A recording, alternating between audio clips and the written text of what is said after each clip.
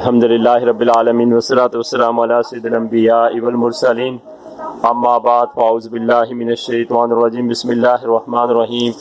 محترم بزرگوں، دوستوں، نوجوان ساتھیوں، محترم بہنوں، پیارے بچوں، السلام علیکم ورحمۃ اللہ وبرکاتہ۔ آج کی ویڈیو میں حضرت مجدد الفسانی رحمۃ اللہ تعالی علیہ کا بیان کیا جائے گا۔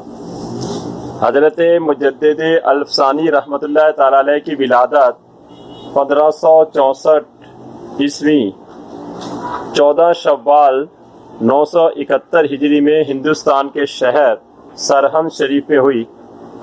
آپ کا سلسلہ نسب 28 واسطوں سے ہوتا ہوا حضرت عمر رضی اللہ تعالی عنہ سے مل جاتا ہے۔ اس طرح آپ نسلاً فاروقی ہیں اور مسلکاً حنفی تھے، کیونکہ آپ امام اعظم ابو حنیفہ رحمۃ اللہ تعالی علیہ کی پیروی کرتے تھے۔ آپ کا اصل نام شیخ احمد تھا اور آپ کے والد ماجد کا نام عبد الاحد رحمۃ اللہ تعالی علیہ تھا۔ ایام شیر خوارگی میں جب آپ کی طبیعت بہت زیادہ خراب ہوئی تو آپ کے والد گرامی آپ کو لے کر اس وقت کے بہت بڑے بزرگ حضرت شاہ کمال کیتلوی رحمۃ اللہ تعالی علیہ کے پاس پہنچے۔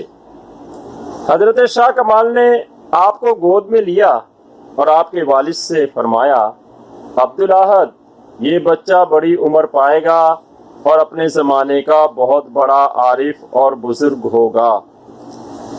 اسی طرح حضرت مجدد الفسانی رحمۃ اللہ تعالی علیہ کا اس قدر بلند مقام ہے کہ رسول اللہ صلی اللہ تعالی وسلم نے آج سے 1400 سال پہلے آپ کی ولادت کی خبر سنا دی تھی۔ چنانچہ آپ علیہ الصلوۃ والسلام نے ارشاد فرمایا تھا، میری امت میں ایک شخص ہوگا جسے صلہ کہا جائے گا، جس کی شفاعت سے ایک کثیر تعداد میں لوگ جنت میں داخل ہوں گے۔ اس حدیث میں حضرت مجدد الفسانی رحمۃ اللہ تعالی علیہ کی طرف اشارہ ہے، کیونکہ آپ ہی علماء اور صوفیاء کے درمیان صلہ تھے۔ آپ نے ہی مسئلہ وحدت الوجود اور وحدت الشہود کے معاملے میں تمام لوگوں کے اختلافات دور کر کے اسے محض ایک لفظی معاملہ قرار دیا۔ آپ کا خود کا ارشاد ہے کہ اللہ تعالیٰ عز و جل کا ہزار ہزار احسان ہے کہ جس نے مجھے دو فریقین کے درمیان صلہ بنایا۔ آپ نے ابتدائی تعلیم اپنے والد سے حاصل کی، پھر مزید تعلیم مولانا کمال کشمیری رحمۃ اللہ تعالی علیہ سے حاصل کی اور شیخ یعقوب کشمیری رحمۃ اللہ تعالی علیہ سے دور حدیث مکمل کیا۔ اس طرح صرف 17 سال کی عمر میں تحصیل علم سے فارغ ہوئے اور درس و تدریس کا کام شروع کر دیا۔ سلسلہ چشتیہ کا روحانی فیض آپ نے اپنے والد سے حاصل کیا۔ قادری سلسلے کا فیض پیران پیر سید عبد القادر جیلانی رحمۃ اللہ تعالی علیہ سے حاصل کیا۔ 1008 ہجری میں جب آپ حج بیت اللہ کے ارادے سے چلے اور دہلی پہنچے، وہاں آپ کی ملاقات حضرت خواجہ باقی باللہ رحمۃ اللہ تعالی علیہ سے ہوئی۔ آپ ان سے بڑے متاثر ہوئے اور ان کے مرید ہو گئے۔ مرشد کامل نے آپ کو درجہ کمال تک پہنچا دیا۔ چنانچہ صرف 2 ماہ میں آپ کو آپ کے پیر و مرشد نے نسبت نقش بندیہ بالتفصیل عطا کی۔ بعد حج پھر آپ واپس سرہند شریف تشریف لائے اور خلق خدا کی اصلاح کا بیڑا اٹھایا۔ چنانچہ اطراف و اکناف سے خلق خدا آپ کی مرید ہونے لگی، حتیٰ کہ بڑے بڑے حکام و سردار بھی آپ کے مرید ہو گئے۔ آپ نے اپنے خلفاء کو اطراف ہند اور بیرون ہند تبلیغ دین کے لیے بھیجا۔ انہی دنوں میں شہنشاہ ہند اکبر کے گرد چند نام نہاد ملا مبارک کے فرزند ابو فضل رفیزی اور چند ہندو پنڈت اور چند دیگر مذاہب کے لوگ جمع ہو گئے تھے۔ ان لوگوں کے مشوروں پر مختلف مذاہب کے چند اصول لے کر ان سب کا مجموعہ دین الہی کے نام سے جاری کر دیا تھا۔ ان دنوں اس دین کو بڑا عروج حاصل ہو رہا تھا۔ اس مذہب میں داخل ہونے والے لوگ پیشانی پر کشکا لگاتے، زنار پہنتے بادشاہ کو خدا کا اوتار کہتے اور اس کو سجدہ تعظیمی کرتے تھے۔ مسجد اور مندر کو معاذ اللہ ایک جیسا قرار دیتے۔ حضرت مجدد الفسانی رحمت اللہ تعالی علیہ نے دین الہی کی مخالفت کی اور لوگوں کو اس سے بچنے کی تلقین کی۔ اکبر کو جب اس کا علم ہوا تو اس نے آپ کو مناظرے کی دعوت دی۔ آپ نے قبول کی۔ چنانچہ مناظرے والے دن ایک طرف شہنشاہ ہند اکبر کا دربار اکبری لگا ہوا تھا تو دوسری طرف حضرت مجدد الفسانی رحمت اللہ تعالی علیہ کا دربار محمدی لگا ہوا تھا۔ اللہ تعالیٰ عز و جل کا عذاب نازل ہوا اور زبردست بارش شروع ہو گئی۔ دربار اکبری کے سب خیمے اکھڑ گئے۔ اکبر بھی ایک خیمے کی چوب لگنے سے زخمی ہو گیا اور کچھ دنوں کے بعد اسی زخم سے اکبر کی موت واقع ہو گئی۔ اور حضرت مجدد الفسانی رحمت اللہ تعالی علیہ آپ کے رفقا کو اللہ عز و جل نے محفوظ رکھا۔ اکبر کے بعد اس کا لڑکا جہانگیر شہنشاہ ہند بنا۔ اس نے بھی اپنے باپ کے دین کو جاری رکھا۔ جہانگیر کے دور میں بھی مجدد الفسانی رحمت اللہ تعالی علیہ نے دین الہی کی مخالفت جاری رکھی۔ چنانچہ حضرت کی شہرت اور حلقہ مریدین کی توسیع سے جہانگیر کے نام نہاد درباری مولوی بڑے پریشان ہوئے اور حضرت کے خلاف سازشوں میں مصروف ہو گئے اور جہانگیر کے کان بھرنا شروع کر دیے کہ یہ شخص آپ کی حکومت کے خلاف سازش کر رہا ہے اور بادشاہ کو سجدہ کرنے کو ناجائز کہتا ہے۔ چنانچہ جہانگیر نے آپ کو دربار میں بلوایا۔ جب آپ دربار میں آئے تو بادشاہ نے سجدے کا مطالبہ کیا۔